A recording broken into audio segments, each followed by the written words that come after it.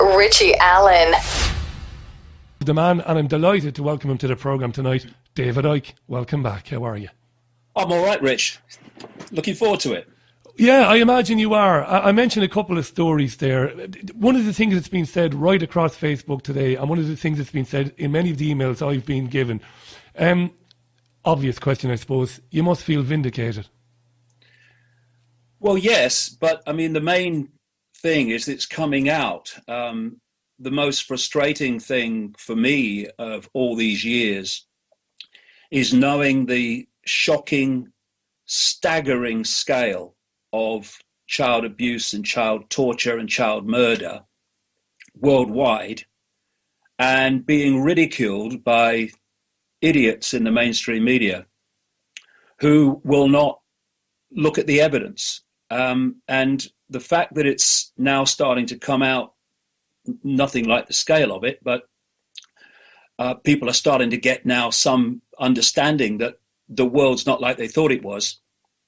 It's now starting to come out through the mainstream media. It's very, very, very encouraging. But it's a very important time that we don't let up, because as we'll get into this evening, there is a massive attempt, as there has been all along, to keep the lid on this, because there is no question that if even a part of the magnitude of what there is to come out does come out, then we're looking at the end of the royal as well as the political establishment, because the sickness that infests the establishment in all its forms of paedophilia, of Satanism, they're all absolutely connected, is beyond most people's capacity to comprehend.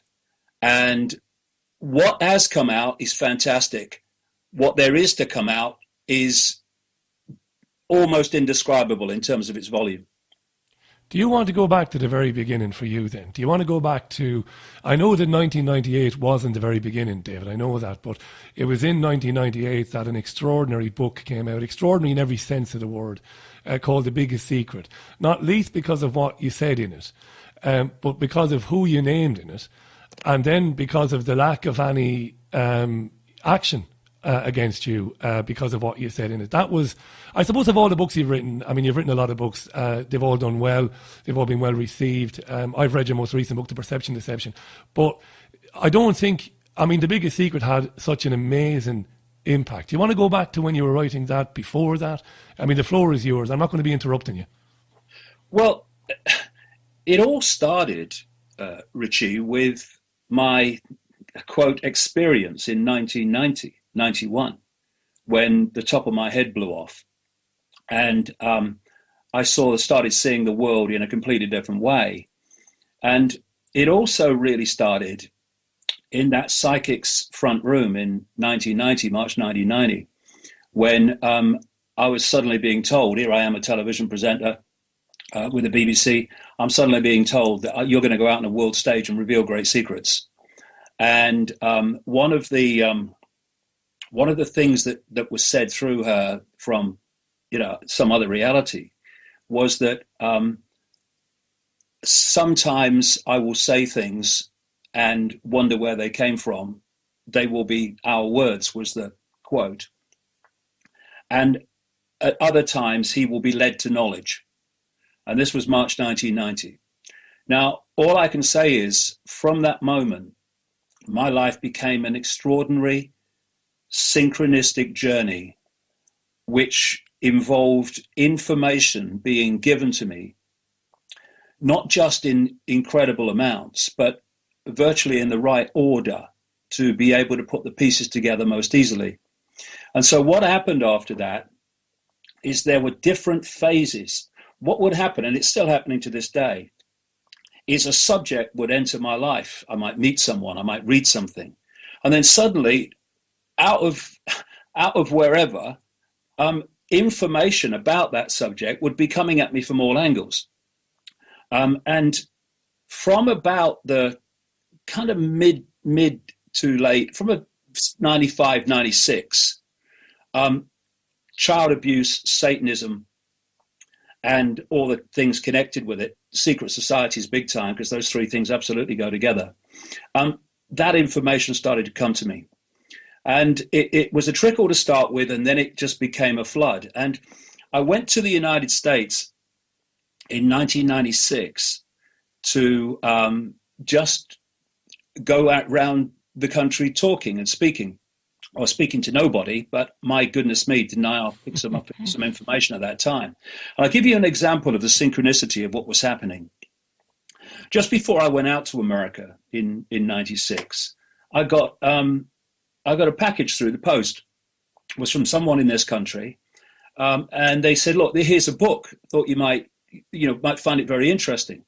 And the book was called "Transformation of America" by a lady called Kathy O'Brien and a partner, Mark Phillips, but mostly Kathy O'Brien, in terms of her experiences, which are fantastic.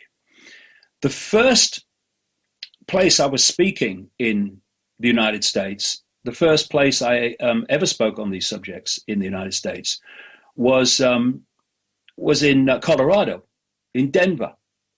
So I get off the plane at the infamous Denver airport, of course, it's another story. And I go to this event, and it's a multi-speaker event. And the speakers had little tables where you could put their books or, leaflets or whatever.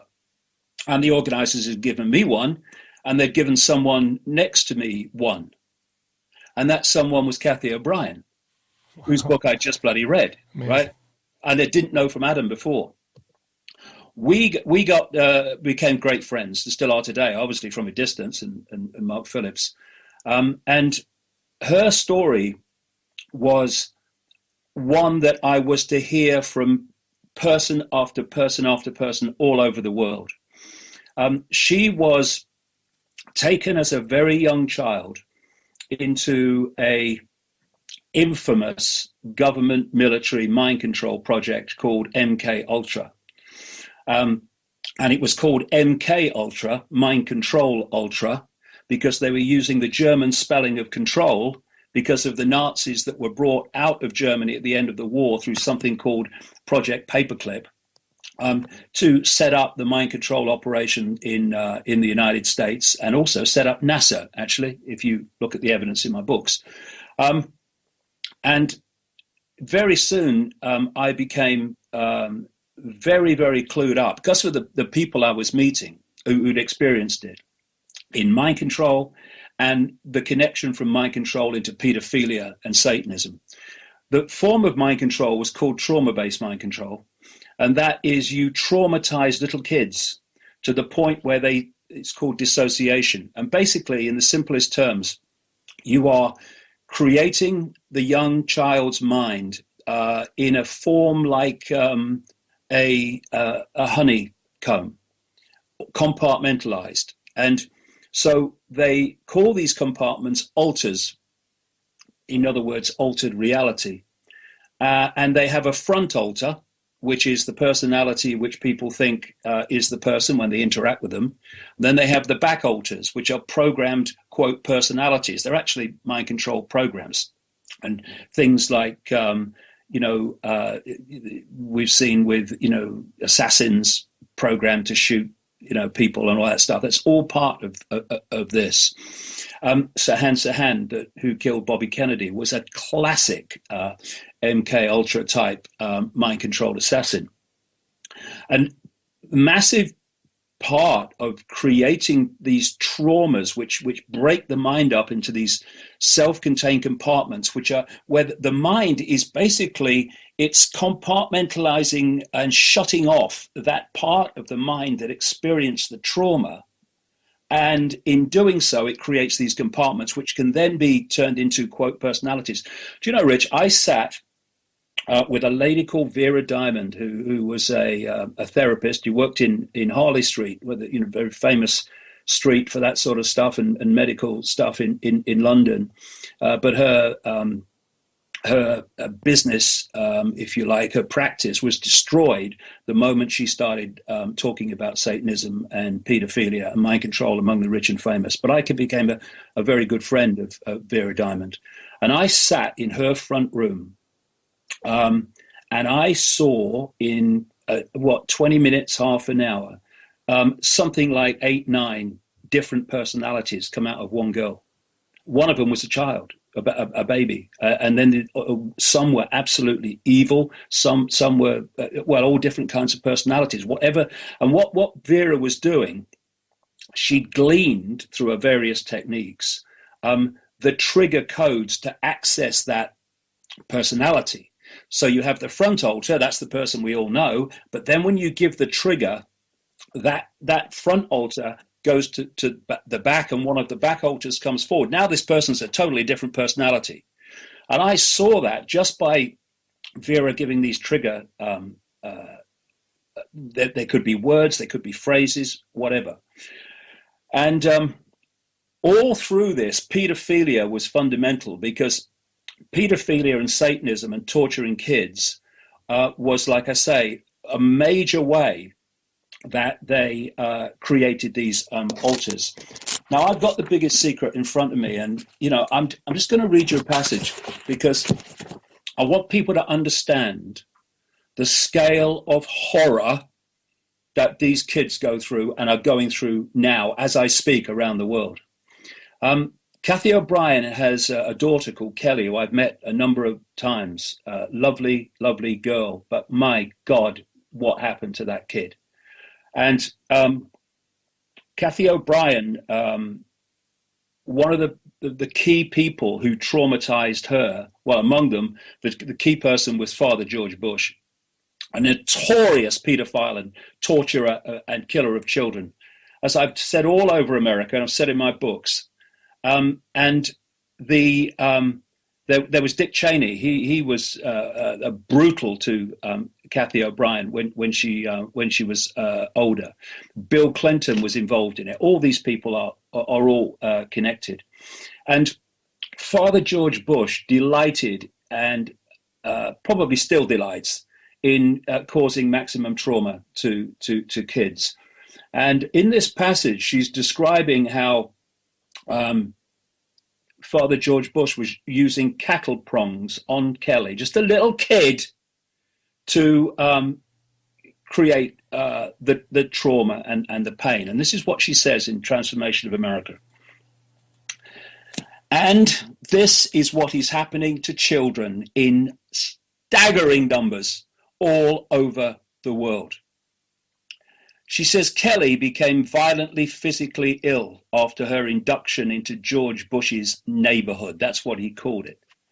And from every sexual encounter she had with him thereafter, she ran 104 to 106 degree temperatures, vomited, and endured immobilizing headaches for an average of 3 days, which is consistent with high voltage trauma. These were the only telltale evidences aside from the scarring burns left on her skin. Kelly forbade me to comfort her, pitifully complaining that her head hurt too bad even to move. And she didn't move for hours on end. Kelly often complained of severe kidney pain, and her rectum usually bled for a day or two after Bush sexually abused her. My own mind control victimization rendered me unable to help to protect her. Seeing my child in such horrible condition drove my own wedge of insanity deeper, perpetuating my total inability to affect her needs until our rescue by Mark Phillips in 1988. Kelly's bleeding rectum was one of the physical indicators of George Bush's paedophile perversions. I have overheard him speak blatantly of his sexual abuse of her on many occasions. He used this and threats to her life to pull my strings and control me. The psychological ramifications of being raped by a paedophile president are mind-shattering enough. But reportedly, Bush further reinforced these traumas to Kelly's mind with sophisticated NASA electronic and drug mind control devices. Bush also instilled, and this is what all these kids get. Bush also instilled the "who you gonna call and I'll be watching you" binds on Kelly. further reinforcing her sense of helplessness. The systematic tortures and traumas I enjoyed of a child now seem trite in comparison to the brutal physical and psychological devastation that George Bush inflicted upon my daughter. So this is the world that suddenly opened to me to see what was happening behind the scenes. And incidentally, the person who came to fetch Kathy O'Brien from her Satanist paedophile father to go into the mind control MK Ultra program was a man called Gerald Ford, who was the House of Representatives member for Michigan, where Kathy lived. So when you look at the fact that the CIA and the National Security Agency know everything that goes on around these people, not least presidents, so they knew what Bush is. It's well known among the insiders. And what did the CIA do? They named their headquarters after him. Yeah, he was a former director, wasn't he? In Virginia. And of course, what also was coming out in the 90s, and you've had interviews, Rich, about this on the show, was the Lawrence King pedophile ring. Lawrence King was a major Republican who was such a big Republican, he sang the national anthem at the Republican conventions in, I think, 1984 and 1988. And he was exposed by a guy called John W. DeCamp, a state senator in Nebraska, for running a pedophile ring, supplying children to the rich and famous and politicians. And one of the people that some of the kids mentioned coming to Nebraska to take part was Father George Bush. All true. Every word of it. I want to say that because, I don't like interrupting. I'm treating this tonight as a kind of a lecture. Because you've been researching this for 25 years. There will be some of our audience horrified to hear you name the former president of the United States, the former head of the CIA, and name him as a paedophile. But you did in The Biggest Secret in 1998. As David just said there, Lawrence E. King was the most powerful black man in America and was proven to be taking children from Boys Town orphanage, flying them around the country. Not only supplying them for these sadistic, disgusting parties that David has described, but also using children to set people up, set their enemies up, get children in uncompromising positions with their enemies, take photographs, and then blackmail them. These are some of the scummiest people on the planet. All of this is absolutely 100% true. I'm just saying that because I know there are going to be people listening on some of the other radio stations we're broadcasting on, and they're going to be saying, Jesus, will he ever interrupt him and criticise what David is saying? The fact is, David said this in 1998. It's published. There's never been a whisper from anybody associated with the Bush family anywhere. Go ahead. So what happened then, Rich, is I was 3 months in America, the kind of maximum I could get out there on a visa. 90 days, is it? That's right, 90 days, yeah. And I met so many people. I actually, before I came home, I was actually talking at mind control conferences where people who were that call themselves survivors of mind control and paedophilia and Satanism were talking and giving their experiences. So I put together an enormous catalogue of information documentation in that period, and I came home. And what had been happening in this country is I was starting to meet people in this synchronistic way I talked about. And a name that kept coming up when I was talking to people who said they'd been abused and they'd been involved in satanic ritual was Ted Heath, Prime Minister of Britain from, was it 1970, 74, the man who took us into the European Union, as it's now called. And what I do, Rich, is people give me information and I don't just blurt it out and say, this is what's going on. I put it on the back burner, as I call it, and I let it simmer and I see what else comes. And eventually there comes a point where you've got so much information pointing to the same thing and the same people from so many different sources. You reach that point where you think, I'm confident of going with this now. And so when The Biggest Secret came out, I said that in it that Ted Heath, who was still an MP and didn't die until 7 years after the book came out, that he was a serial paedophile. My good, serial paedophile. Are you having a laugh? Stunning. A child killer, a child torturer. within days of the book coming out, a journalist of What Passes for One rang Ted Heath and read the passage to him. 7 years before he died, he could have stopped me by going to court there and then. Nothing. All he said was that David Icke must be mad, and then and nothing happened. And what's happened, of course, since the Jimmy Savile thing, which we'll get into, is that other people are now naming Ted Heath and his connections to Jimmy Savile, who is a record-breaking paedophile, yes, but as we'll get to, a record-breaking child procurer for the rich and famous as well, which is why he was so close to the royal family and so close to the Thatcher government. And another person I met in that period in North Wales while I was researching this, and I went to North Wales because there was a big scandal emerging of a massive paedophile ring involving so-called care homes and children in North Wales. And the person I met was called Andrea Davison. I met her at her home. Andrea Davison was a British intelligence operative, later became also a mental health advocate. And she, in her line of work, had come across all these victims of paedophilia by the elite, rich and famous. And she actually represented the victims at the so-called inquiry into these care home scandals in North Wales. She will come up as we go along more prominently. I was picking up information from her and others, and it was started. I picked up about Dolphin Square, this block of flats where so many MPs live close to the Houses of Parliament, and all the paedophile parties that were going on. That's in The Biggest Secret, and it's coming out now, of course, in the mainstream media, that was going on at Dolphin Square. More and more information is coming out about that. And then I met a lady called Christine Fitzgerald, and this took it on to another level, because Christine Fitzgerald was a friend for 9 years, a close friend of Princess Diana. And what happened, again, synchronicity.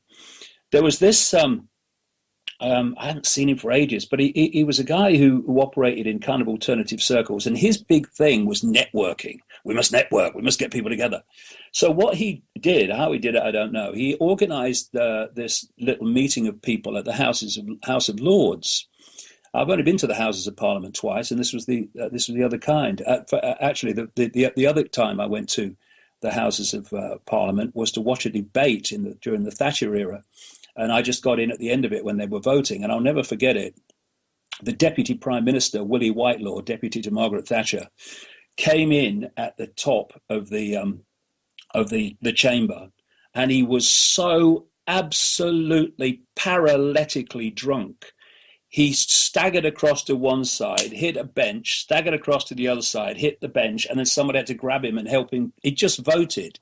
These are the kind of people that we have running our lives, ladies and gentlemen. It's about time they weren't. Anyway, this event it was just a kind of an hour and a half in a room at the House of Lords. And it didn't really go anywhere, really. But there was one person there, a lady, who said some very interesting things about Princess Diana, who, had not long been killed. And afterwards, of course, being a researcher, I pulled her across. How do you know this? And she told me that her friend, Christine Fitzgerald, who was an alternative healer, who operated at that time out of a clinic near Regent's Park in London, was a close friend of Princess Diana. And she thought that Christine Fitzgerald would talk to me. So I said, I want to talk to her. So a few days later, Christine Fitzgerald and this other lady, they walk off the Isle of Wight Ferry, where I live, and we sat down, and I've still got the tapes to this day. I recorded it all. And she was telling me about Jimmy Savile, among other things. She's telling me about the horrific treatment of Princess Diana by the royal family, how the royal family actually weren't human, which is something I'd come across from many other sources. But here was this lady coming from that point of view as well. And that Jimmy Savile was a vile man a paedophile and a necrophiliac, i.e., he liked to have sex with dead bodies. This is why Jimmy Savile, for people in other parts of the world, was an, quote, entertainer and a disc jockey, worked a lot for the BBC. This is why Jimmy Savile famously used to volunteer to be a porter in hospitals, because it got him access to the mortuary. I mean, this man was so unbelievably sick. Words, can't be found to describe it. Yeah. And yeah. so here is a man who it's now become clear was a known paedophile, and what he was doing was known by police, was known by many people.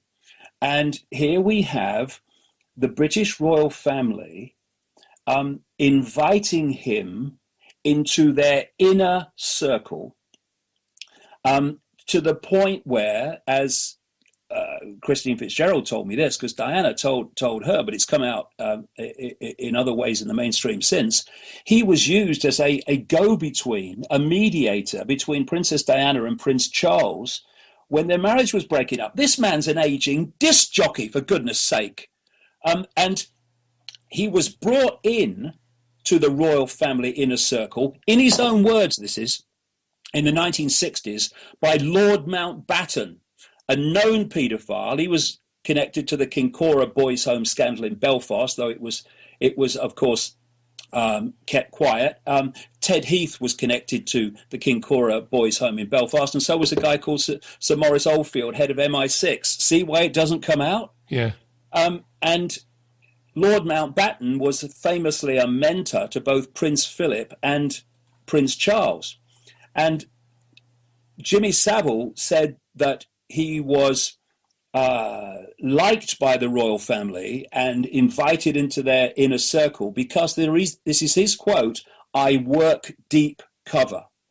Now, what could that mean, that? What he was doing, Yeah. As well as his record-breaking personal paedophilia, was Jimmy Savile was procuring children for the rich and famous, including former Prime Minister and Prime Minister at the time, Ted Heath. And this is why, despite everybody knowing, or I say everybody knowing, lots of people knowing on the inside, and the police knowing, he was never collared while he was alive, because his back was being watched by the very establishment for whom he was supplying children, because people had to watch his back if they were going to watch their own. And so here we had a situation, again, as with Father George Bush. You cannot get anywhere near the British royal family, never mind the inner circle, without MI5 and Special Branch and all these Secret Service operations knowing every time you flipping cough. And here was a record-breaking paedophile and procurer of children for the rich and famous in the inner circle of the British royal family, taken there, invited there by a paedophile Lord Mountbatten, and MI5 and Special Branch did nothing. They must have known. And the royal family didn't know. Are you kidding? They must have known. I've had this argument with people who listen to this programme and who used to watch us when we were in London. And I've had this argument with them. I've said the same thing, basically quoting from you. I've said, how could they not know that? How could they not know who this guy was? Somebody getting that deep in to the family, having that much access. How could they not know what this guy was doing and how often he was doing it? I totally agree. I can't. Look, I'm not stupid. They had to know. Let me give. Can we take a quick break, Cammy? Do you want to take a quick 90-second break? Let's get a break out of the way, right? Okay. Yeah, want to take a quick break, yeah. We're going to go on to midnight, are we? Because there's so much to get through. Yeah, there's so much to get into. We're with David Icke. If you're just joining the programme, David is with us for the 2 hours of the show tonight. We're talking about his investigations of institutional paedophilia.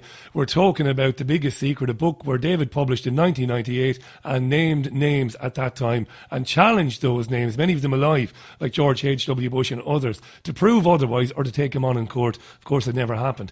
We'll be back in a couple of minutes after these messages. Stay here. And when we come back, just before David kicks on again, I'm going to mention a couple of comments that came into the programme tonight. Back in a minute.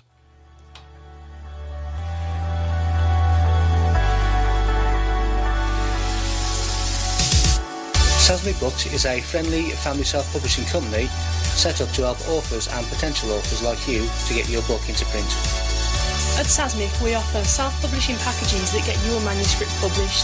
We also offer other services that include book cover and layout design, website design, marketing materials, video production and other services. Here at Sasmic Books, we give every project the personal touch whilst offering competitive prices and delivering a quality service and product you can be proud of. So why not join us at www.sasmibooks.com to see what we can do for you. At Holland Hydroponics, you'll find a wide variety of hydroponic systems, accessories, plant nutrition and the latest hydroponic innovations, always in stock. Visit www.hydroponics.co.uk in May to find these fantastic offers. Holland Hydroponics, open in Manchester, Burnley, Huddersfield and our new store in Flint, North Wales. For critical information ignored by the mainstream media, log on to davidicke.com/headlines now. Right, so it's 21 minutes at the top of the hour. This is the Richie Allen Show live on, on Fab Radio International, Talk Radio Europe, and of course it's going out live on davidicke.com. David is still with us. David, I'm just going to read out two comments. There's hundreds, and then it's back over to you. Okay. This from Dawn. Now, I gleaned these comments from quite a few places. I got them from your Facebook page, our own here at the show, emails and tweets. Dawn Allen, who wrote this on your Facebook page. In 1982, I went out with a guy who told me how when he was 15 and in trouble with the police in Rotherham, him and others he knew were forcibly taken to sex parties and had to perform sex acts for judges, barristers and high-ranking cops in exchange for drugs and sentences being dropped. He wasn't gay, but he said he did what he did because he had to. He had no choice. They threatened the boys and their families, saying to them, "We can make people disappear, you know." I've never forgotten these words. They left a lasting impression on me. That was Dawn. This one coming in from Tony. Tony Cole. These animals are in charge and always will be. The British public just seem to take this shit and do nothing. It's time for change, big change. We need to destroy the whole despicable lot of them. There isn't one straight talking person among them in the so-called parliament. They're all pedos and liars. That's not true, Tony. They're not all pedos and liars. And corrupt people who run the system. They all need to be dealt with. But the sheep will do F all, he says. The Dawn Allen comment from 1982. That's powerful, David. That's how it works. You know, you hear these stories again and again and again, not just in this country, I stress, all over the world. And the common themes are incredible. And that's a classic of its kind. And let's just, for people that think the royal family would never do that, well, the royal family is not what you think it is. The royal family is grotesque in every way imaginable.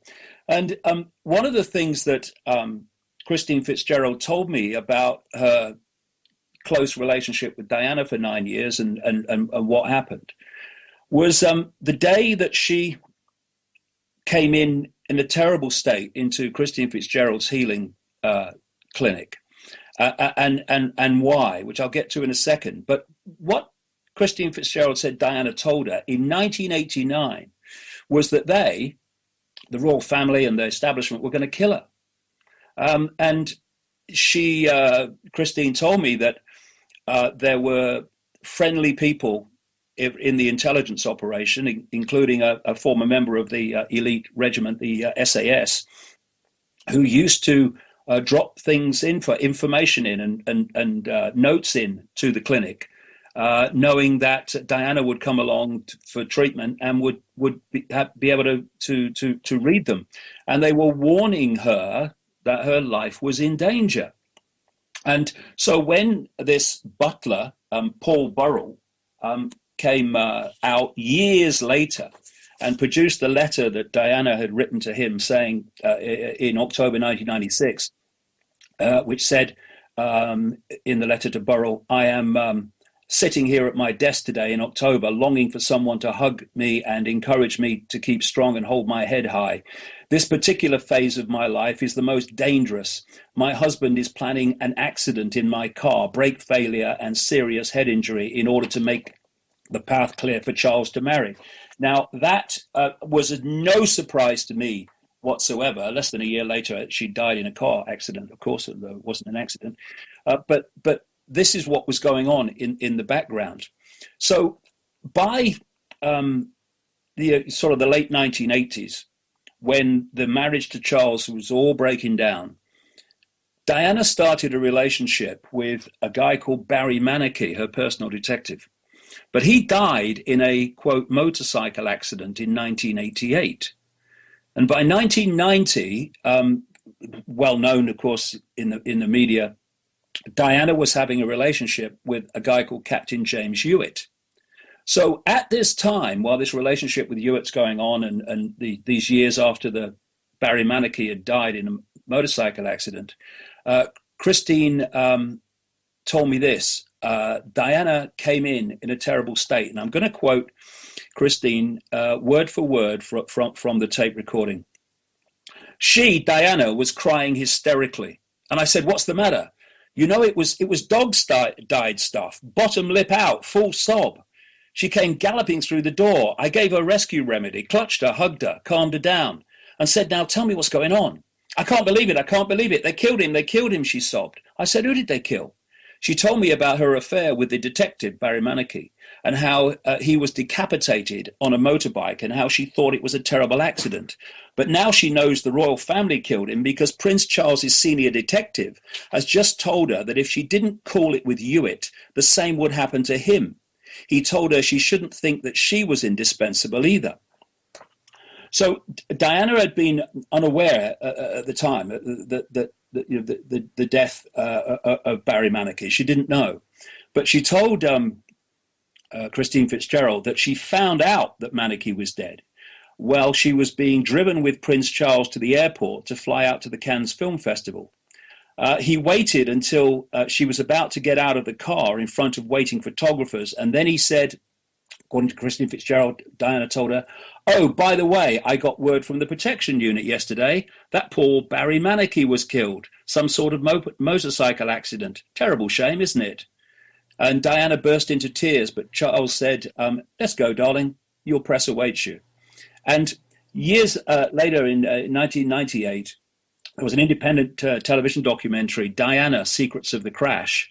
And James Hewitt said that he too had been warned to stop seeing Diana or the consequences would not be pleasant. Here's a quote from him. "The telephone calls were anonymous, but left me in no doubt that they knew what the situation was. They were threatening. They said it was not conducive to my health to continue the relationship."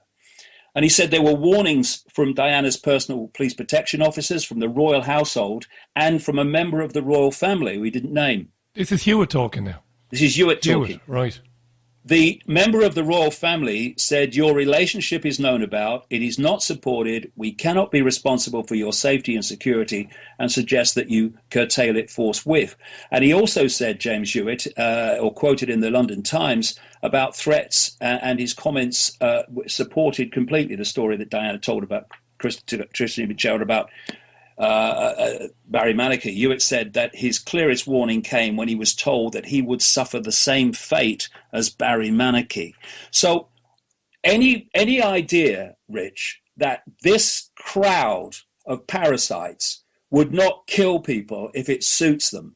Remember this.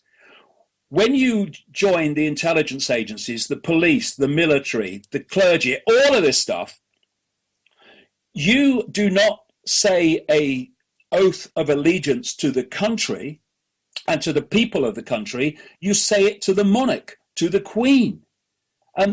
It's said that, oh no, they're only here to bring the tourists in. Nonsense. The whole structure is structured so that the power is within the non-elected, not the elected. And so when you think that Jimmy Savile, this record-breaking paedophile, was in that inner circle, I mean, what is going on? And you see, when Savile died, he was extremely rich. He owned a £160,000 Rolls Royce. He had 5 other cars, a Bentley, a Mercedes. He had something like 8 homes, left millions in his will on top of that. This is an aging disc jockey who has no conspicuous means of earning a living for decades and decades. But where was his money coming from? Procuring children for the rich and famous. He was given a knighthood by the royals. He was given a papal knighthood by Pope John Paul II. Of course, the Roman Catholic Church, one of the great paedophile networks on planet Earth, if not the biggest. And we will find with the passage of time that we had a pope in Benedict who resigned, the first pope to do so in 600 years, because it was connected to all this stuff. I remember someone sent me a link to a program on American television exposing the fact, I mean, researchers like me knew about it anyway, but exposing it on a public stage, that Pope Benedict was given the job by Pope John Paul II to look after all the paedophile allegations about the Roman Church, and all came out, and how it was suppressed, and how Benedict was all part of the suppression. And that was the same week that he actually resigned as Pope. So we're looking at, and I hope we'll get it for the end of the program, we're looking at a global network of paedophilia / Satanism, because they are, as I keep saying, connected. And there's a reason why the ratio of paedophiles among the so-called elite bloodlines and families is far greater than it is in the general population. Now, this Savile thing, of course, after he died in 2011, started to open up something else I wrote about in The Biggest Secret, which is the paedophile ring in the Thatcher government. I'll say, first of all, yes, there was a massive paedophile ring in the Thatcher government, which is now beginning to come out even through the mainstream media. But, and I'll go into it in detail, but don't let anyone get kidded that it was in the Thatcher government and the Thatcher government alone. It wasn't. It's still going on today. It's not changed. It's just changed its personnel. So Margaret Thatcher, first of all, her father, Alfred Roberts, in the corner shop in Grantham, was notorious in that town for his attraction, shall we say, to very young girls. Now, for our listeners who maybe they're hearing this for the first time, tell us how, because I know this, of course, let them know how we know this, because it's more than anecdotal evidence about this guy. Well, it's people in Grantham and girls who worked at the shop, and also there have been some mainstream journalists that have uncovered this. I think there was a very good series of articles in the Independent, I think, about it. But so here we have, at the same time, Jimmy Savile, procurer of children for the rich and famous on a mega scale, was an inner circle member of the royal family. He was a very close friend of Margaret Thatcher through the 80s, from 79 to 1990, Prime Minister of the United Kingdom, and they spent many times together. And Ted Heath was the leader of the Conservative Party, Thatcher's party, up to 1975. Very, very closely connected to Jimmy Savile, and had children on a major scale procured for him by Jimmy Savile. And then in comes Margaret Thatcher to replace Heath as leader of the Conservative Party in 1975. And she strikes up this close relationship with Jimmy Savile. He's an aging disc jockey. I mean, hello? Yeah, he wasn't Mr. Personality, was he? I mean, he wasn't in real life. However, I don't care what people think of him on television. This was not a nice guy. So why this guy would, why you'd be rushing to befriend this guy is, like you said, it's staggering, the access this guy had. And when you then look at the Thatcher administration, you can start to see why there is this massive panic on to keep the lid on this. First of all, from 1975, when she became leader of the Conservative Party, to the time she left as Prime Minister in 1990, one of her closest inner circle aides was a man called Peter Morrison, MP for Chester, which is just a tiny few miles from North Wales, where that big scandal went on, and he was part of it. He was one of the people that was abusing children in the North Wales children's homes. Peter Morrison was a well-known paedophile by those people around him. That cabinet would have known Peter Morrison was a paedophile. The other Svengali figure, fixer, spinner, and Conservative Party treasurer, getting all the money for the elections, again, the entire Thatcher years from 75 to 1990 was Lord Alistair McAlpine, who, of course, was the centre of a paedophile allegation scandal in, was it 2012? Well, I name Lord Alistair McAlpine for paedophilia in The Biggest Secret. And that came out in 1997, 98. And he did nothing. He was exposed by Scallywag magazine on a major scale. I mean, the headline was Lord McAlpine in the paedophile ring. I mean, that's it right, was pulling punches. And if people go to my website, they go to my headlines page and go down the right-hand column, you'll find a link to that Scallywag, those Scallywag magazine articles, where you'll see what they said. McAlpine did not sue. And so he is at the side of Margaret Thatcher, and on the others throughout the Thatcher years, and on the other side of Thatcher is Peter Morrison, who is a well-known paedophile. And one of the things that came out about Alistair McAlpine is he also had a collection of photographs or paintings, rather, by a guy called Graham Ovenden. And these were photographs of prepubescent girls in naked and erotic poses. And Ovenden was actually jailed for paedophilia in 2013. Also in the cabinet of, or in the government of Margaret Thatcher was Keith Joseph. He's been named by victims as a person who abused them at paedophile parties. And a guy called Rhodes Boyson, a minister, the same thing. Now, who else, Rich, was in that Thatcher government at the centre of it in many ways, certainly in a major position as Home Secretary? Leon Brittan. Yeah. Now, Leon Brittan is now at the centre of allegations of a cover-up of a dossier of political and VIP paedophiles given to him when he was Home Secretary in the 1980s by Geoffrey Dickens MP, who was a big campaigner against paedophiles.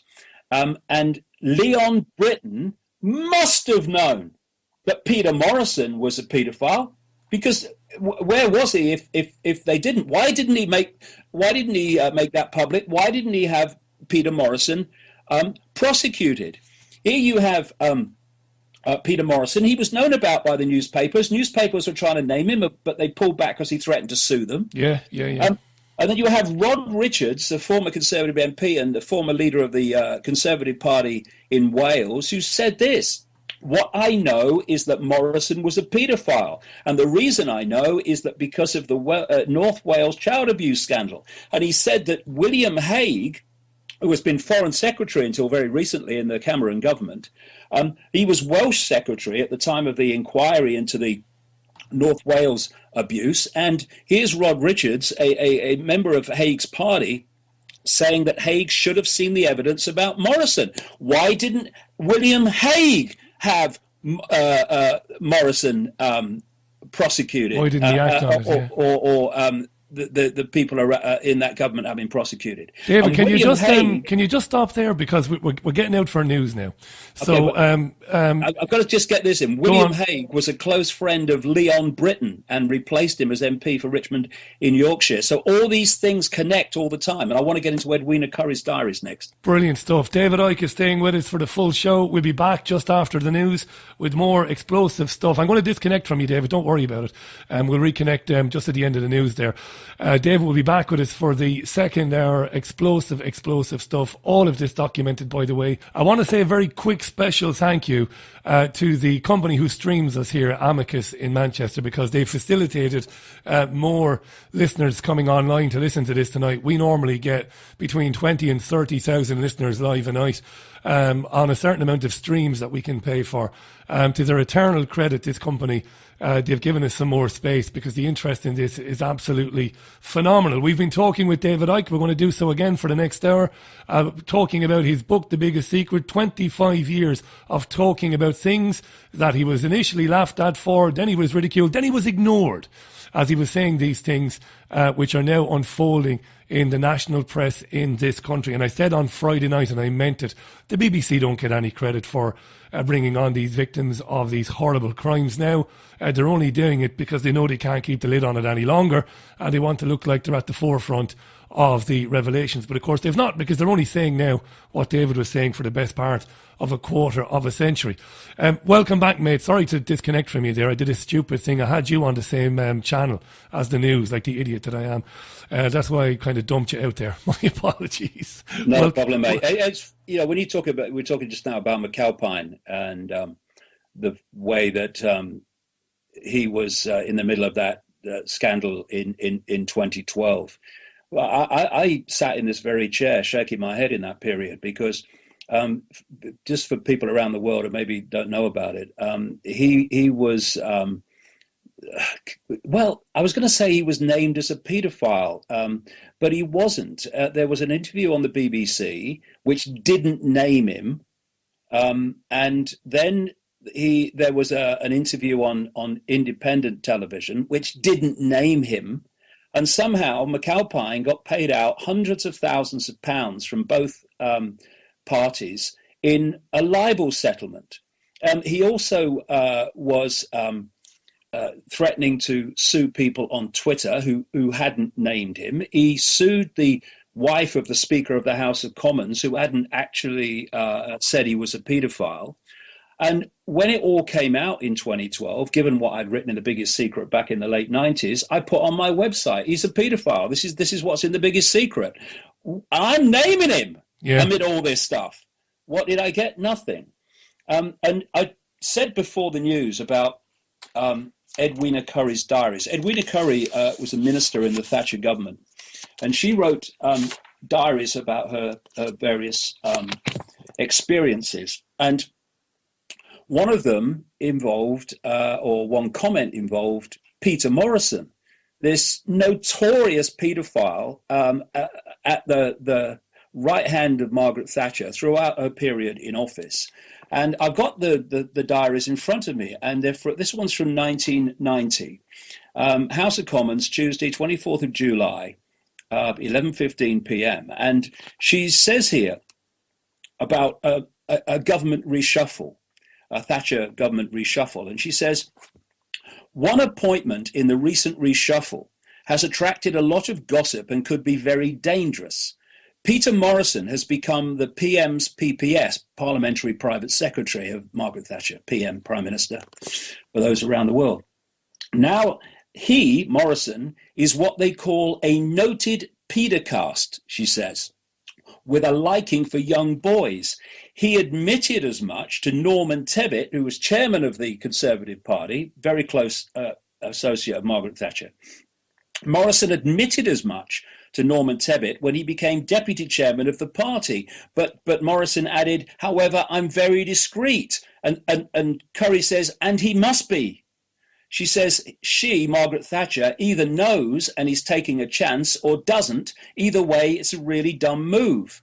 And she says, Theresa Gorman, another MP, told me this evening in a taxi coming back from a drinks party at the BBC that she inherited Morrison's agent, who claimed to have been offered money to keep quiet about his activities. Curry says, it scares me, as all the press know, and as we get closer to the election, someone is going to make trouble very close to her indeed. So a couple of things there. First of all, Edwina Curry, why are they in your diaries? Why aren't you telling the police? Why aren't you making it public? And here is the chairman of Mr. Moral Fibre, Mr. Morality, Norman Tebbit, who she's saying knew that Morrison was a paedophile, still made him a deputy chairman of the Conservative Party because he said he'd be discreet. This is what was going on, and it's still going on. in government and politics, Westminster and Washington in general. Can I just say very quickly, to Edwina's credit, she came on our TV show, didn't she, in London, and we asked her about that, and she said that suspicions were really suspicions, and they weren't. I that's what she said. Yeah, that's what she said to me on the area. Suspicions. They're not saying we think he might be. Yeah, they're saying he absolutely was, and it's clear from the evidence that people knew that he was. Now, this next thing brings Andrea Davison back, the British intelligence operative at one time, who was someone who compiled an enormous amount of evidence and documentation to do with the exposing of political and rich and famous paedophiles. But her documentation, which included information given to her by the MP Geoffrey Dickens of political paedophile dossier fame, was taken in a raid at her home in North Wales by North Wales and Derby police. So when we are supposed to be having this debate, was the Geoffrey Dickens dossier given to Leon Britton with all the names of the VIP paedophiles, was it lost by accident or what? Oh, it's a mystery. It's not a mystery. They wanted to clean out all copies and all confirmations of what was in the Dickens dossier, and Andrea Davison had some of that, and thus the raid by the police. And I want to quote her here because this is so enlightening. There's a review was started called the Macquer Review into the inquiry into the North Wales paedophile scandal. So we're having a review, an inquiry into the inquiry. And what they're doing this with the police investigations as well. They're having so many inquiries and inquiries into inquiries and so many police investigations under different names, Operation Cover Up and all that, that people are getting lost in the complexity of it all. But what Andrea Davison did was give a long statement to this Macquer Review talking about what happened in North Wales and how this cover-up goes on. And she sent me a copy, and you can now get it on the internet. If you put Andrea Davison Macquer Review statement, Macquer MACUR, you'll see it in full. But I just want to pick these bits out of it. This is from her statement to this review. And this is someone who's investigated political and VIP paedophilia for a long time. Photographic evidence of child abuse is destroyed by order of the court. Provable fact. The Gillings report, that was yet another report into the North Wales scandal, into child abuse in North Wales, was also ordered to be pulped by order of the county council. Investigators and whistleblowers' evidence of child abuse is seized. Evidence of child brothels, transportation routes, hotels and bars, fixers, providers of false documents and outlets for the trade in images of child abuse and snuff videos that have been identified is also ignored. And tragically, all the evidence either disappears or is ignored. And very quickly before I go on, there is a structure, and it's like a transnational corporation. If you look at a transnational corporation, it has a headquarters, it has a central point, and then all the subsidiaries of that central point operate according to the diktats of the central point. So if you go into a McDonald's in any country, you're basically going to the same McDonald's. This is the structure. Well, the structure of paedophilia and Satanism and secret societies come to that is just the same. And so if you think of a pyramid, at the top of the pyramid, you've got a tiny few people. The further you come down the pyramid, you're meeting more and more people. Now, in these paedophile satanic rings, the few people at the top are the only ones that know how the whole thing fits together and what's really going on. And the further you come down that pyramid, people know less and less and less. And of course, if you look at any organization, including, for instance, the police, They're all structured in this hierarchical pyramid structure. And this means that you do not have to control every policeman or even close to every policeman. There's a lot of good policemen out there, police officers out there, who are stymied and suppressed and oppressed by the system. But you only have to control those positions within the police that dictate what's going to be prosecuted and what's not going to be prosecuted. And if you can also control the hire and fire positions, then you can make in the upper echelon, then you can make sure that the key positions are peopled by your people within your network. And this is how it works. And so through this pyramidal system, these paedophile rings infiltrate politics. They infiltrate, as I've said, the police, the judiciary, the media, and so on. And so through this structure, this is how it's done, which will become relevant as I continue with Andrea Davison's statement here to the Macau Review. She said, "The majority of my documentary evidence was taken by 19 North Wales and Derby police officers, headed by DC Wynnard and DS Hunt, on January 13th, 2010, who emptied my 3 flats of documents and valuables. The warrant was signed by Derby Judge Burgess. A full list of the thousands of documents taken has never been provided. Neither has a list been provided of the thousands of pounds worth of gold jewellery and heirlooms seized at the same time. Over 3 years later, nothing seized has been returned. It's now 4. I made a concerted effort," she said, "to get my documents about illegal arms sales and child abuse and journalistic material back from the Derby and North Wales police. But whoever was behind the raid on my property had enough power to ignore legitimate requests for the documents' return. Clearly, DC Wynnard and DS Hunt were not acting on their own, as sanction would be required to look at, let alone seize, steal, and keep documents and computers from a prominent intelligence agent and her tenant, who also had top clearance, secret clearance." On the 17th of March and April 2010, Lord Hoyle of Warrington wrote to the Chief Constable of Derby, Mike Creedon, later to be Chief Constable of North, and later the Chief Constable of North Wales, Mark Polin, asking them to return the seized documents taken in those raids on Andrea Davison and the property taken from her and her tenant. And he asked them to return all the documents. Now, wait for this. This is how desperate they are to keep this quiet. And this is how they operate to make sure it does stay quiet. This is what Andrea says that happened after this Lord Hoyle said, "Give her her documents back." The result was that the Derby police obtained a restraint order on her from Judge Burgess, the guy who gave the warrant to take the documents, on April the 7th, 2010, which put a veneer, she says, of legitimacy over the police holding all my property and all my documents, including excluded documents, and prevented anyone asking for their return. Now, it gets worse. To prevent me challenging the restraint order of the court, the court made it a contempt of court for me to pay for legal advice or assistance. That's incredible. I applied for legal aid, but this was refused.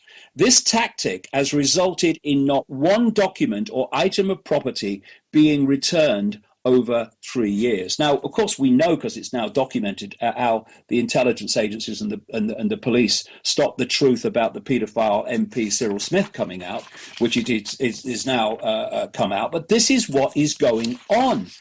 And there was another aide to Margaret Thatcher who was named by Scallywag magazine, and his name was Derek Lord, and he's still around. And interestingly, at the time that the McAlpine scandal broke in 2012, 2 paragraphs were removed from Derek Lord's Wikipedia entry.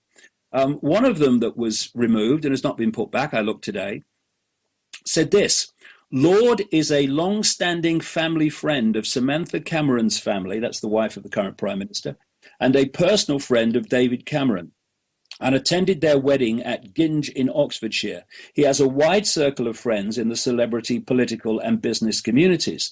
The other thing that was removed from that Wikipedia page at the time said this: Lord has a wide circle of friends in the Conservative Party. The list of Tory friends with whom he is known to go on holiday and socialise with is illustrious and includes Lord McAlpine, Peter Lilly and Michael Portillo. Now, why would you want to remove something like that from a Wikipedia entry? Doesn't follow. And you see there what Andrea Davison was saying about the way that it's covered up.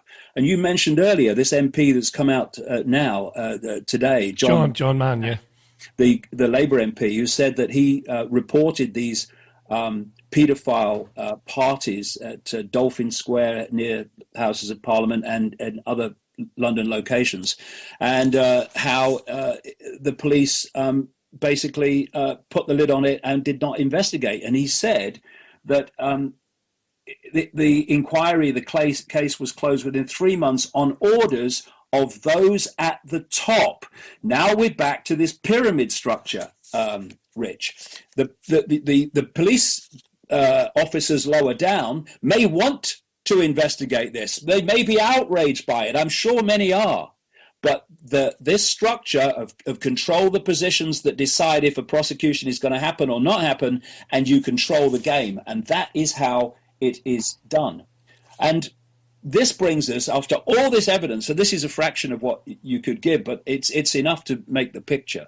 We come to the blatant attempt to put safe people in charge of this new inquiry now into what happened to the Jeffrey Dickens dossier that was given to Leon Britton as Home Secretary, with these paedophile names in it, which disappeared.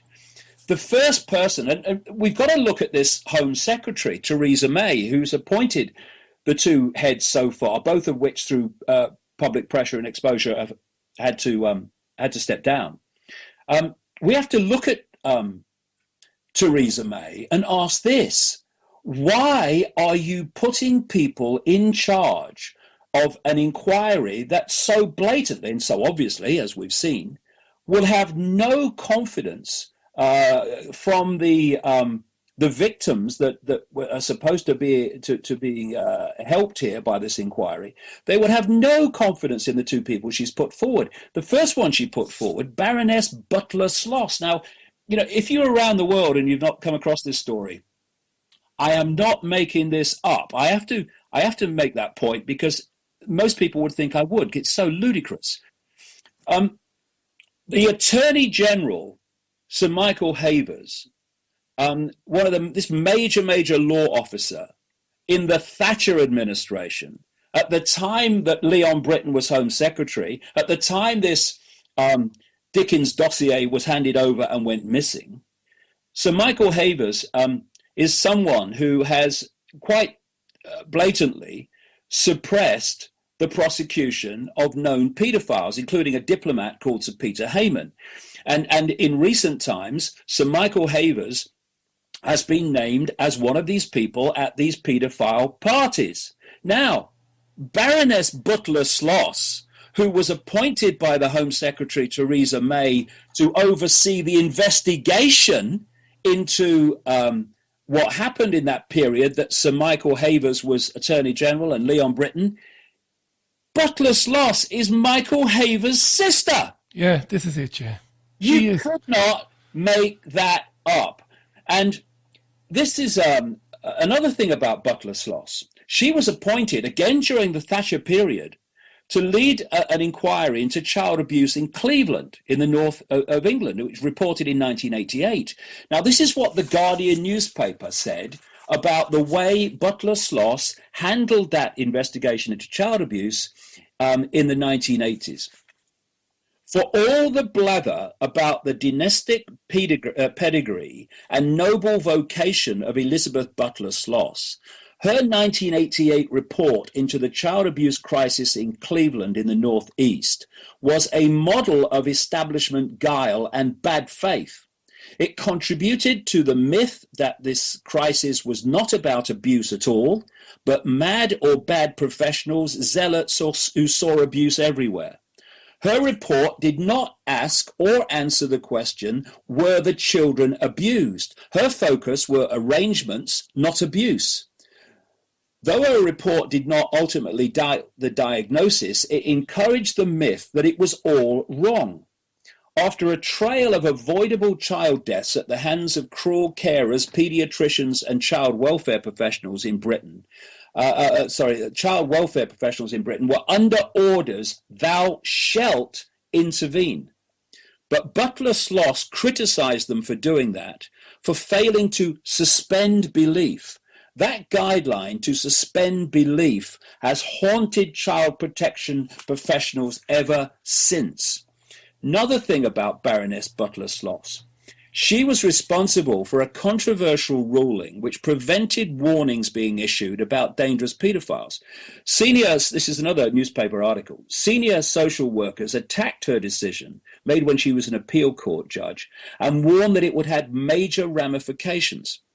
As the government faced growing pressure to review its decision to appoint Lady Butler Sloss to the major new inquiry, one proud child protection expert said the peers' involvement in the ruling had the unintended consequence, they say, of allowing paedophiles to get away with their crimes. Of course, Butler Sloss led the inquest into the death of Diana before she stepped down.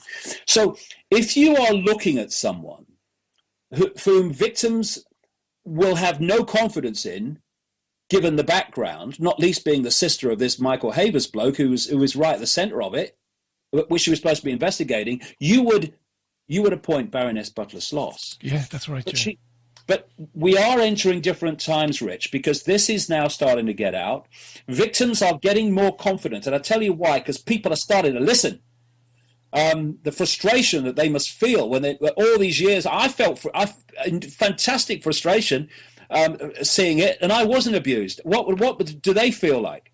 So after Baroness Butler Sloss is forced to step down, after all this comes out, Theresa May appoints Fiona Woolf, Lord Mayor of the City of London Financial District. Now, last time I looked, there are 60-odd million people in Britain, and 60-odd million people from which you can put people in positions.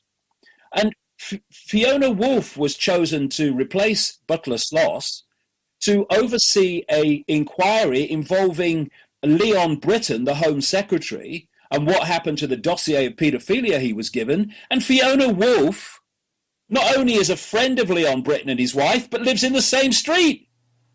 It's extraordinary. Having cosy dinner parties together. Now, again, think of the last person that you would have confidence in if you were a victim wanting the truth to come out about whatever happened involving Leon Britton and this dossier. You would appoint Fiona Woolf.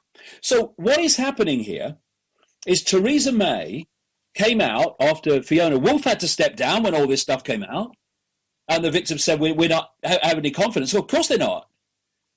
Theresa May came out, the Home Secretary, and said, it's proving very difficult to find someone who is acceptable. No, there are 60 million plus people in this country, and there are people out there that the victims would have lots of confidence in. Why it's proving difficult to find someone to run this inquiry, it's proving difficult to find someone who will keep the lid on it while having the public confidence that they're not keeping the lid on it. That's the bloody person they're looking for. And we've got to watch this like a hawk again and make sure someone else is not put on us. They even had the cheek, David, to say we might have to go outside the country. Can I just, because I'm going to get murdered now. I've been in commercial radio for the best part of 16 years, off and on. I have never seen the overwhelming amount of correspondence come into a live show as I have here. Verifiably, Twitter, email and Facebook, we're talking hundreds and hundreds of mail. I was going to read out a quick few, and then I'll shut up and let you back in then again. But I've got to read out some of these. Maureen, I don't know if anyone remembers, but around the time of the Iraq War, a lot of info came out from America on this type of stuff, and then it went awfully quiet. I wonder why. Absolutely Andy, right. yeah, Andy, when it comes to VIPs doing this, the public just can't handle that this goes on amongst VIPs. Oh no, they wouldn't or couldn't do that. And there's their cover right there. What a powerful one it is. Claire, I'm furious about this. Lies, lies, lies. And now all this going on for years. These bastards must be brought to justice. Karen, this is depravity at its worst. The trouble is Westminster rely on the good old British public not to do anything. Apathy being the operative word.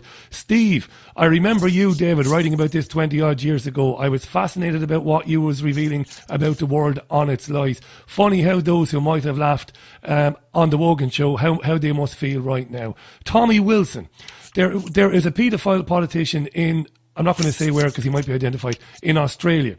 He was charged 3 years ago with possession of child porn, still holds his seat in Parliament, has collected over $1 million of taxpayer money since being charged, and has delivered 3 speeches to Parliament in as many years. How the F has this been allowed to happen? True story, look it up, he says. And finally, for the moment, Daniel on Twitter says, is so much of this so... Not so much it happened that long ago, but 20, 30 years, even with good police people trying to do their job, is it difficult to investigate stuff that happened so long ago? All those comments, and there's hundreds more, David, hundreds more. Well, I just say at this point, Australia is a massive centre for paedophilia and Satanism. And Lord McAlpine had major connections to Australia, not least a place called Broome in Western Australia. And Australia's massive, but it's everywhere. That's the point. And you know, this paedophilia is so infested in the system that it does come up everywhere. I mean, the Dunblane massacre of children in 1996 at the Dunblane Primary School in Scotland, when a guy called Thomas Hamilton shot dead 16 children and a teacher before killing himself. Thomas Hamilton was a procurer of children for the rich and famous. He was a smaller version of Jimmy Savile in Scotland. And, you know, the head or former Grand Master of Scottish Freemasonry, a guy called Lord Burton, he actually came out and said in a major national newspaper that the inquiry into Dunblane, which was headed by a Scottish judge called Lord Cullen, who also led a 5-judge tribunal which heard an appeal in the conviction of the Lockerbie bomber, alleged Lockerbie bomber, and decided that he was guilty. He never was. Lord Cullen headed this inquiry, and Lord Burton, this Grand Master of Scottish Freemasonry, said in this article in this national newspaper that the inquiry, the Cullen inquiry, was a cover-up that suppressed crucial information. And he linked Cullen to what he called a super Mason group based at Edinburgh University called the Speculative Society.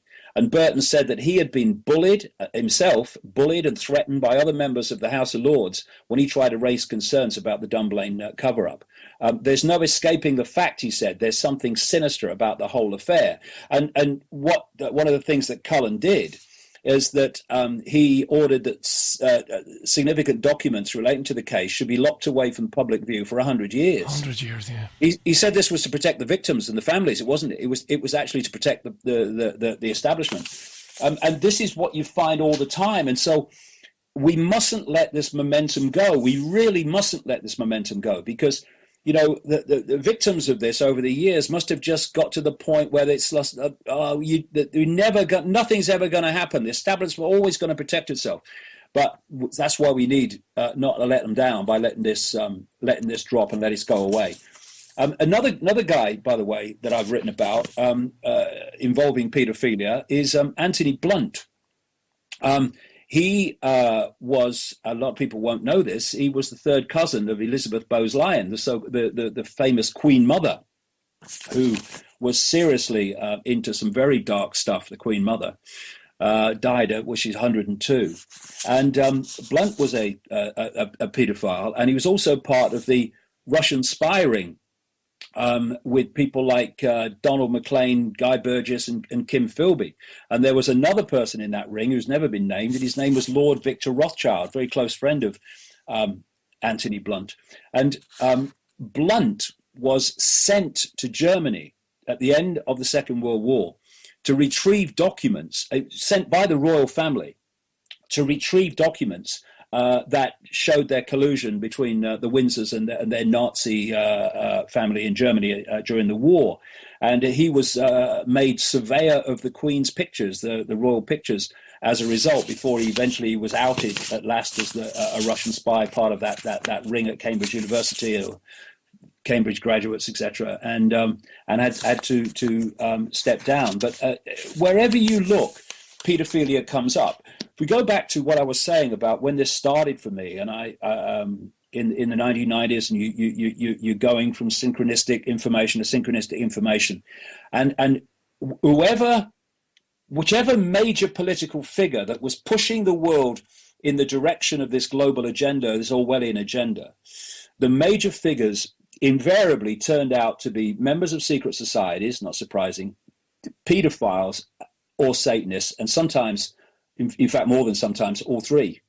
And so what we're looking at is a network within the establishment that has its tentacles into all these different areas of society, into the media, corporations, banks, politics, royalty.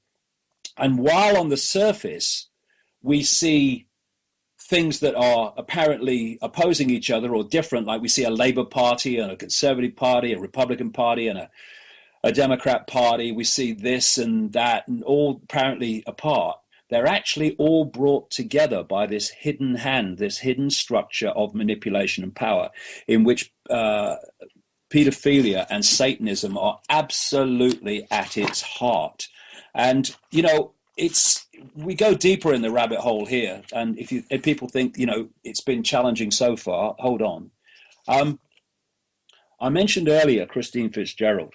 In this same period that I was traveling America and the world in general, and picking up all this information that was cross-referencing and cross-checking itself about pedophilia and Satanism, I also came infamously to the information about the fact that there are hybrid bloodlines that are actually driving this structure I'm talking about, that are part human and part non-human, part human, part reptilian, although reptilian's only part of it, as I explained at length in the last book and at Wembley. And Christine Fitzgerald not only told me all about the royal family, the way they treated Diana, the way the influence and the behavior of Jimmy Savile, etc. She also confirmed to me, and just some background, I had not spoken to anybody about, the biggest secret hadn't come out. I hadn't spoken to anybody about this information about these reptilian human hybrid bloodlines. And so she had not a clue. And we're talking, me and Christine Fitzgerald, about, you know, all that's going on. And then she said something like, do you know what Diana used to call the Windsors? I said, no. She used to call them the lizards or the reptiles. And so I played the, you know, the ignorant fool, because what I don't do is tell people too much if it's not in the public arena, because I don't want to, you know, influence what they're saying. So I said, what do you mean? And then she started telling me about the fact that the Windsors are actually a hybrid bloodline, part human, part reptilian. And this is exactly what I've been told by many, many other sources up to that point.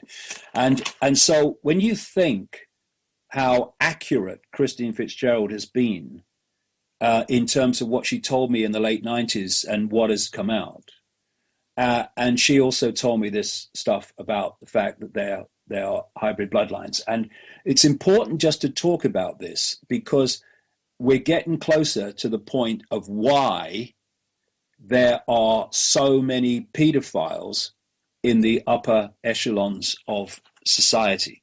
This is a direct quote from Christine Fitzgerald in actually what we're dealing with. The Queen Mother, now there's a serious piece of wizardry.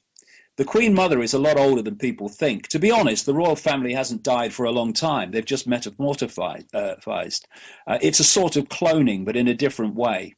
They take pieces of flesh and rebuild the body from one little bit. because it's lizard, because it's cold-blooded, it's much easier for them to do Frankenstein shit than it is for us. The different bodies are just different electrical vibrations, and they've got that secret. They've got the secret of the microcurrents. It's so micro, so specific, these radio waves that actually create the bodies. As I've been, writing about at length, the body is a hologram. It's an energetic holographic field, which fits exactly with what she's saying. They know the vibration of life, and because they're cold-blooded, they're reptiles, they have no wish to make the earth the perfect harmony it could be or heal the earth from the damage that's been done. The earth's been attacked for zeons by different extraterrestrials. It's like a bit of football for so long. This place was a bus stop for so many different aliens. All these aliens, they could cope with everything, including the noxious gases.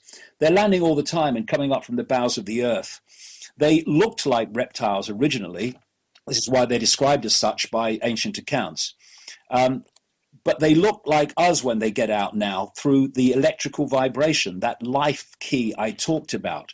They can manifest how they want to. All the real knowledge has been taken out and shredded and put back in another way.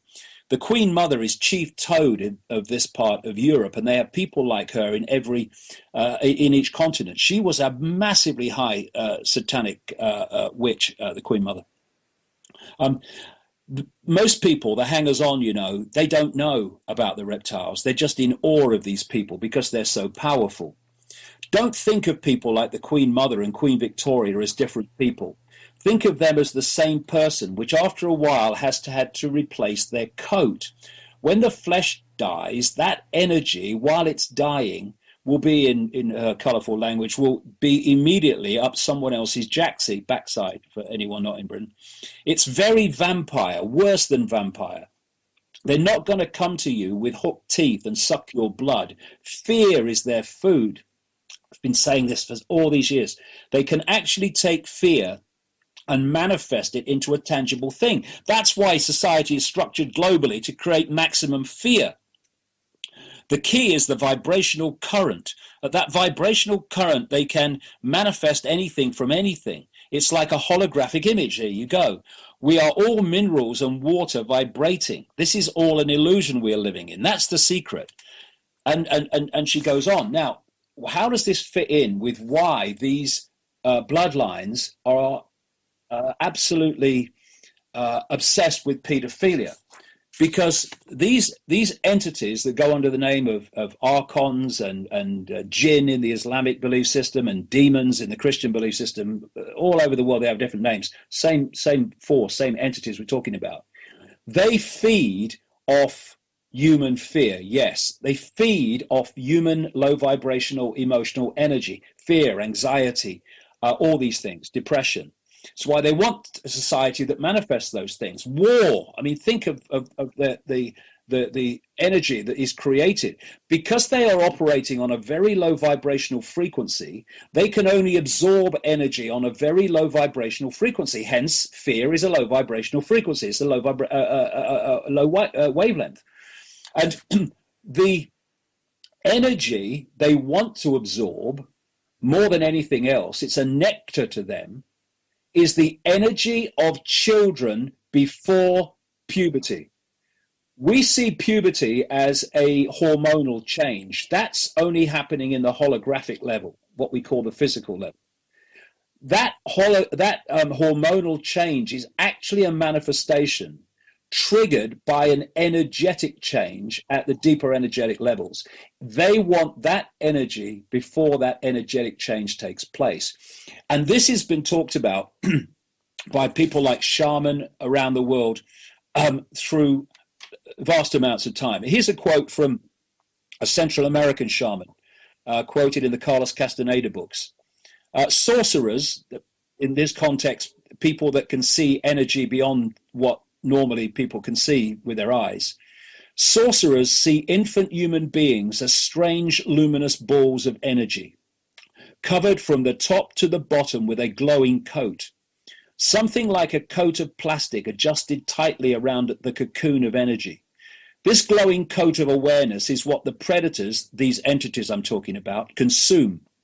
And when a human reached adulthood, all that is left of that fringe awareness is a narrow fringe that goes from the ground to the top of the toes. That fringe permits mankind to keep on living, but only barely.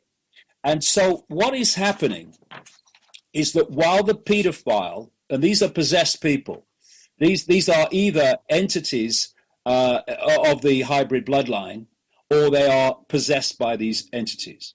And they have this urge for sexual abuse of children. While the sexual abuse is going on, they are used as a conduit for the entity beyond human sight to draw off the child's energy through the paedophile and steal and absorb the child's energy. Now, if you can do that while the child is deeply distressed and deeply traumatized, which is what is happening, then you absorb the child's energy on the low vibrational frequency that you need it to be for you to have the capacity to absorb it, because radio 1 can't absorb radio 2. They're on different frequencies. So this is what is happening. They traumatize the children purposely. They torture the children purposely. And so many of them, once the energy has been taken, are then killed so that they can't tell the story of the people they recognize, famous people in society who've done it to them. So what is happening is that the energy of children is being stolen in this way, and this is why these hybrid bloodlines are so awash with pedophiles and pedophilia, why so many children are abused worldwide. It's staggering. You know, I was telling you earlier in the day, Richie, there was a lady I met in America whose husband had just been murdered, and they'd taken her children away. They were foster children, but they were in the process of adopting them. It's very clear from the story, because I spent a long time helping this lady and working on this, that they wanted the children for some reason. And they were taken away and given to someone else. Very strange people, actually, a strange person. They said that now the husband was dead, that this lady couldn't bring them up alone. And then they gave the children to a woman living on her own. Anyway, where I'm going with this is that as part of this investigation, I rang the federal government agency in Washington to ask how many children went missing every year in America. Great question, yeah. They told me they didn't keep the figures. They could tell me how many cars went missing, apparently, but they couldn't tell me how many children went missing. They said I would have to ring every state because they only kept the records at a state level. Well, certainly then, that's what they told me. I must have got to 9 or 10 states, Rich, including California, before I stopped, because the figure was absolutely friggin' fantastic by then. Tens of thousands. I remember you telling me. Hundreds of thousands. Hundreds of thousands. I remember you telling me. And it's like, what? And that doesn't mean they all go missing, never to be found. Some of them are found. They're here, there, or wherever.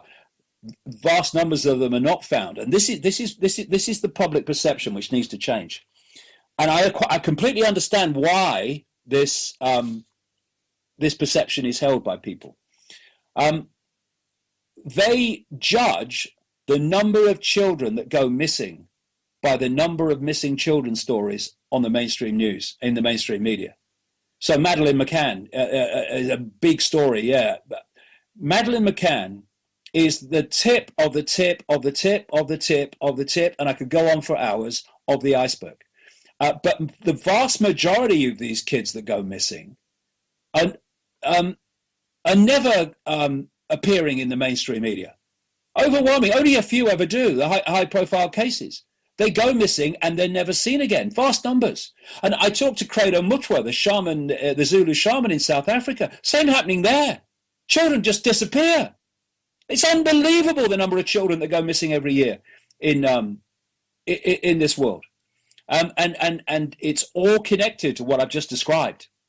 And when you look, because everything connects to everything else, when you look at the way the laws are changing the way the behavior of social services, not just in this country, but in America, elsewhere, is changing, so that they're now taking more and more and more children from loving parents, and the state is taking control of them.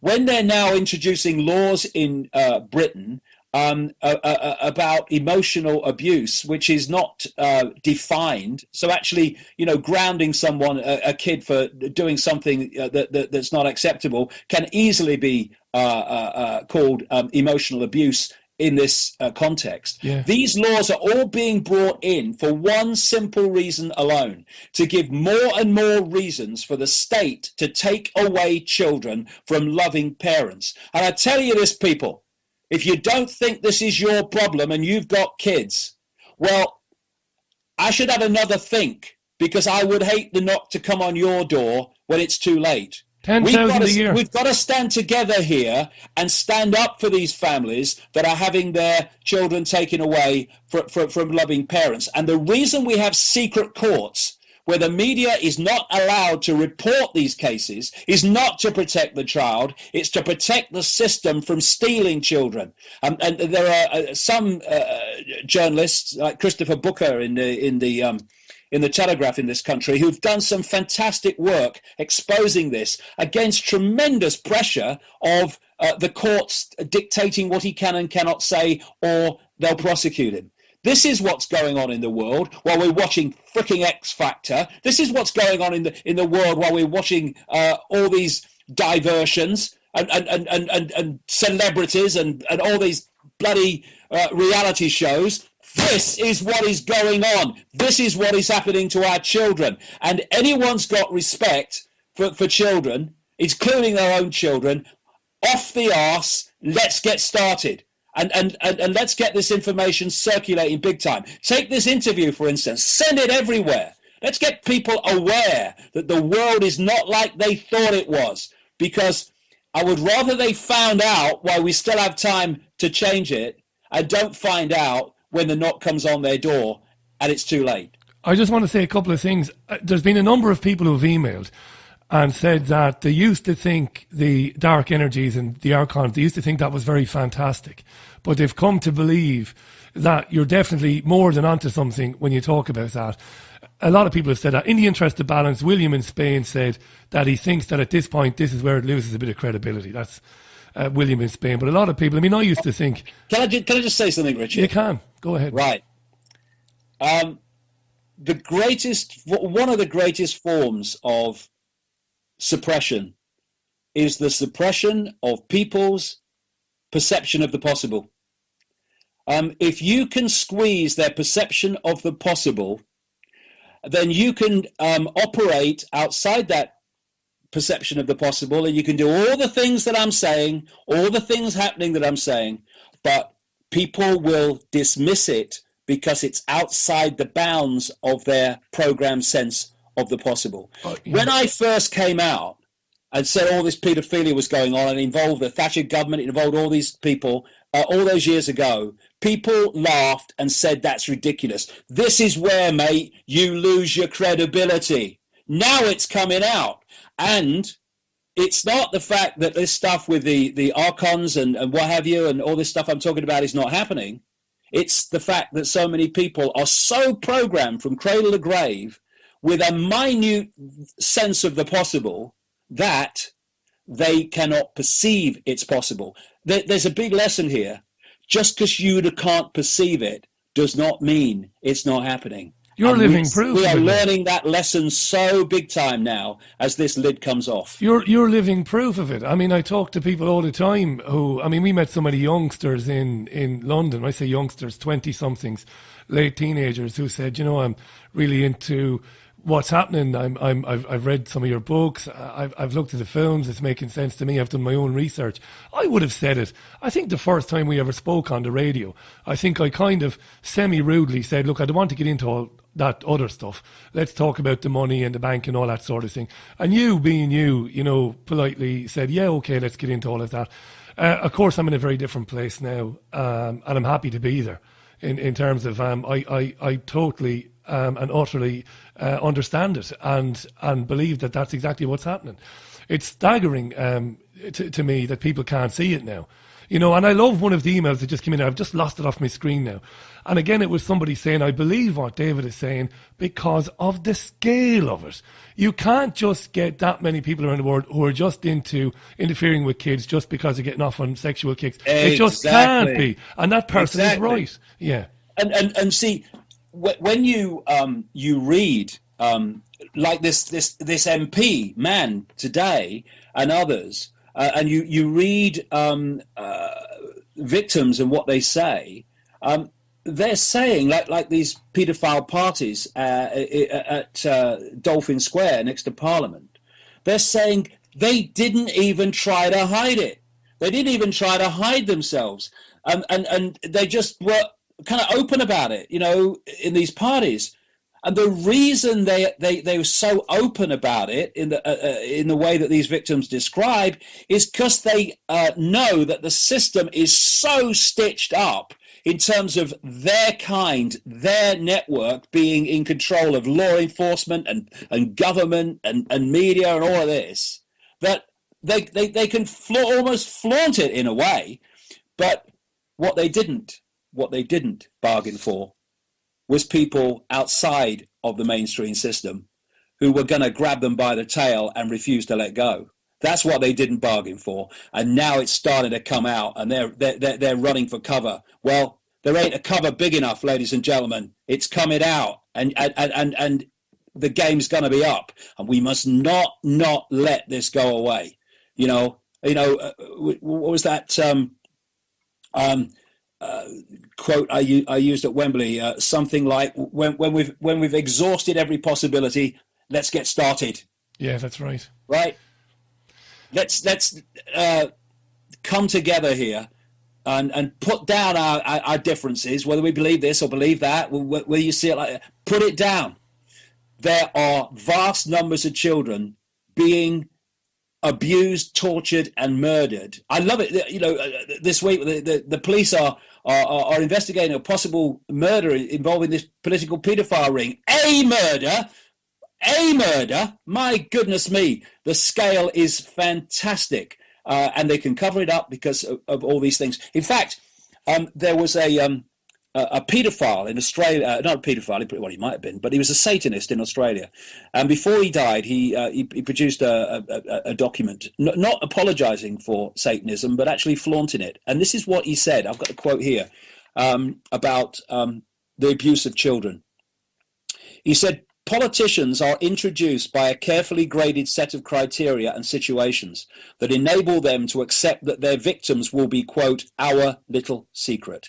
Young children sexually molested and physically abused by politicians worldwide are quickly used in sacrifices. In Australia, the bodies are hardly ever discovered, for Australia is still a wilderness. Now, our little secret. This is one of the things they do, and this is what intelligence people were doing in North Wales as well.